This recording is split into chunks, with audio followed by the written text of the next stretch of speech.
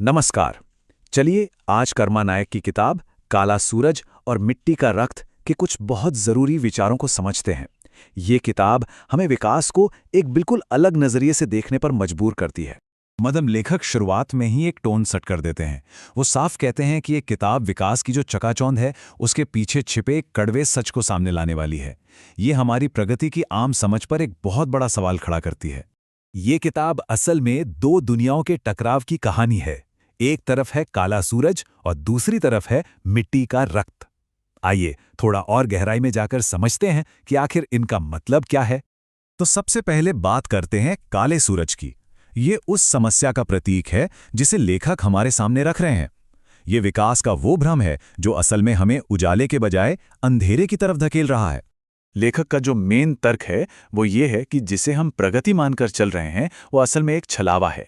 इसकी चमक के पीछे कहीं ना कहीं शोषण और तबाही का अंधेरा भी छिपा हुआ है। यहाँ पर लेखक एक बहुत ही दिलचस्प कॉन्सेप्ट सामने रखते हैं, दृश्य अंधेरा। इसका मतलब है कि शहरों की जो तेज रोशनी है और हमारे फोन की जो चमकती स्क्रीन है वो हमें सच देखने से रोकती है। ये एक ऐसा उजाला है जो असल में हमें अंधा बना रहा है।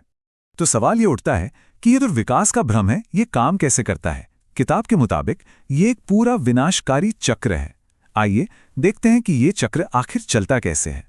ये चक्र साफ साफ दिखाता है कि कैसे मौका देने के नाम पर लोगों से उनकी आत्मनिर्भरता ही छीन ली जाती है। देखिए, पहले प्रगति का वादा होता है, फिर जमीन चली जाती है और आखिर में वही मालिक अपनी ही जमीन पर एक दिहाड़ी मजदूर बनकर रह जाता है।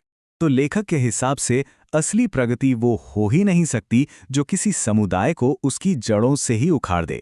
अगर सूरज फसल उगाने के बजाय उसे सुखाने का काम करने लगे तो फिर समझना चाहिए कि वो सूरज अब काला हो चुका है। देखिए, ये लड़ाई सिर्फ जमीन या पैसों की नहीं है। ये तो पहचान और वजूद की जंग है, जिससे लेखक ने मिट्टी का रक्त का नाम दिया है। ये टेबल इन दो अलग अलग नजरियों के बीच का जो फर्क है उसे बिल्कुल साफ कर देती है। एक तरफ है भक्षक, जो जमीन को सिर्फ स्क्वायर फीट में नापता है और मुनाफे का सौदा समझता है, और दूसरी तरफ है रक्षक, जिसके लिए जमीन उसकी पहचान है, उसके पुरखों की विरासत है। रक्षक समुदाय के लिए जमीन बेचना अपनी जड़ों को काटने जैसा है।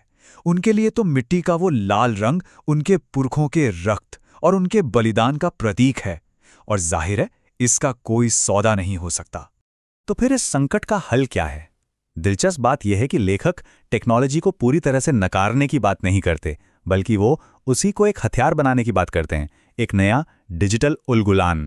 टेक्नोलॉजी को एक दो धारी तलवार की तरह दिखाया गया है। एक तरफ तो ये हमें गुलाम बना सकती है, हमारा ध्यान भटका सकती है, हमें असलियत से दूर कर सकती है, लेकिन दूसरी तरफ यही टेक्नोलॉजी हमारी आज़ादी का हथियार भी बन सकती है। ये पूरी तरह हम पर है कि हम इसका इस्तेमाल कैसे करते हैं। ये एक सीधा साधा एक्शन का कॉल है। मतलब अपने फोन पर सिर्फ स्क्रॉल करते हुए समय बिताने के बजाय उसे सच्चाई, अपना इतिहास और एकता फैलाने का एक जरिया बनाया जाए। तो फिर आखिरी समाधान क्या है? लेखक के मुताबिक इसका जवाब हमारी जड़ों की ओर लौटने में ही है। लेकिन ये वापसी वैसी नहीं है जैसी शायद हम सोच रहे हों। किताब एक ऐसे भविष्य की बात करती है जहां पुरखों का ज्ञान और आज के आधुनिक उपकरण साथ साथ चलें।